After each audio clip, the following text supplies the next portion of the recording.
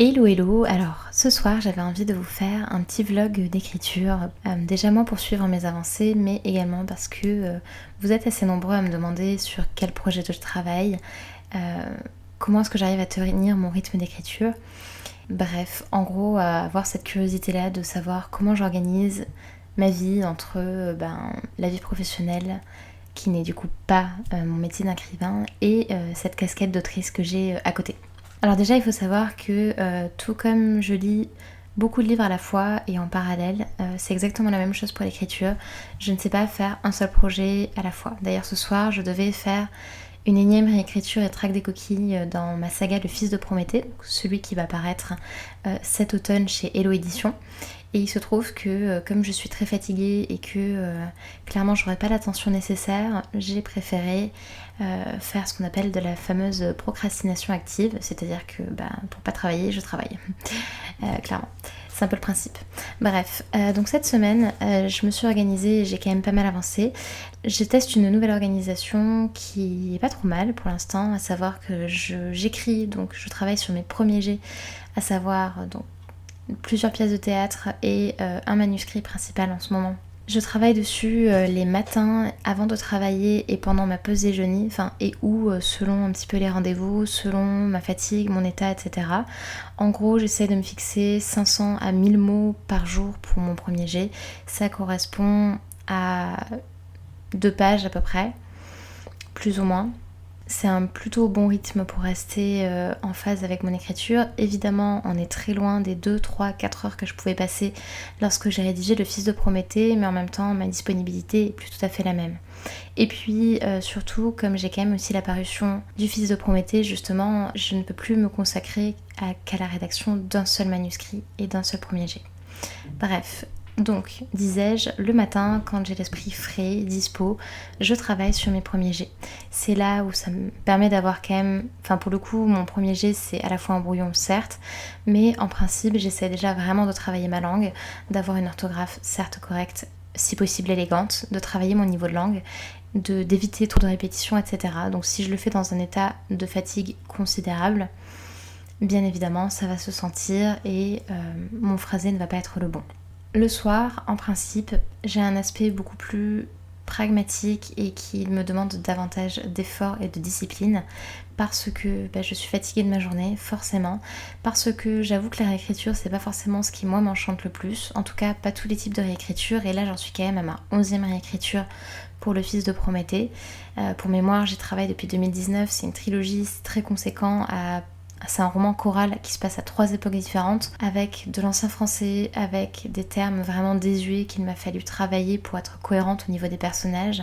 Et surtout, en fait, ça fait presque une quinzaine de fois que je relis ce texte et que je le réécris de bout en bout. Et je commence à être un petit peu fatiguée, forcément à être lassée et avoir envie de passer à autre chose. Donc le soir, je m'attelle à ça. Quand j'ai pas envie, je me force à faire au moins une demi-heure. Et quand je suis un peu plus en forme, souvent j'y passe 2-3 heures par soir. Entre temps, évidemment, je mène mon quotidien d'autrice et à côté de ça, je crée du contenu, comme là ce soir. Déjà parce que ça me fait plaisir de partager, parce que en plus, j'ai pas envie de me dire que toutes ces recherches que j'ai menées pour Le Fils de Prométhée, tout ce travail que j'ai fourni va disparaître dans la nature sans servir. Et surtout, je me dis que si moi ça m'a intéressé, il y a moyen que ça intéresse d'autres personnes. Voilà, donc du coup, je crée des podcasts, je crée des articles, j'ai un site et tout ça c'est pareil, c'est très chronophage, on s'imagine pas, mais ne serait-ce que créer un visuel un peu sympathique, surtout quand on n'est pas graphiste et qu'on n'a pas l'habitude de tous ces logiciels, encore une fois, ça demande beaucoup de temps et d'énergie. Mais ça va, j'en ai. Du coup, pour vous faire un petit récapitulatif un peu plus exhaustif également des différents projets que j'ai en cours, à côté donc de la trilogie Le Fils de Prométhée, qui elle, je considère qu'elle est entre guillemets plus ou moins achevée, ou en tout cas qu'elle en a au stade un peu livresque et éditorial. Du côté des premiers jets, j'en ai un qui est arrivé cette semaine à la moitié, j'en suis très contente. Donc je vais avoir une 20aine de chapitres, je l'ai appelé pour l'instant La fin des haricots, c'était hier. C'est un titre un peu humoristique, un peu léger, parce que ça va être dans une tonalité un peu plus humoristique et grinçante que Le Fils de Prométhée. C'est un récit qui est post-effondrement, avec une protagoniste qui s'appelle Odette, une vieille femme qui vit recluse toute seule dans une ferme, après du coup l'effondrement de notre civilisation et surtout des ressources pétrolières et qui va un jour rencontrer une personne en particulier, je vous en dis pas plus, et à qui il va arriver bien évidemment plein d'aventures.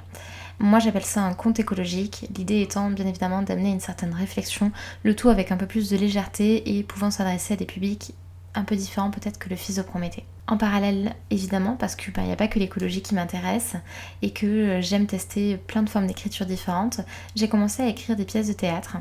Je sais pas forcément si elles vont rester dans mon tiroir ou si elles ont vocation à être publiées, mais en tout cas je suis passionnée de théâtre depuis toujours, j'adore cette forme, tout comme je suis une lectrice passionnée depuis mon enfance. Le théâtre ça a toujours été mes premiers amours.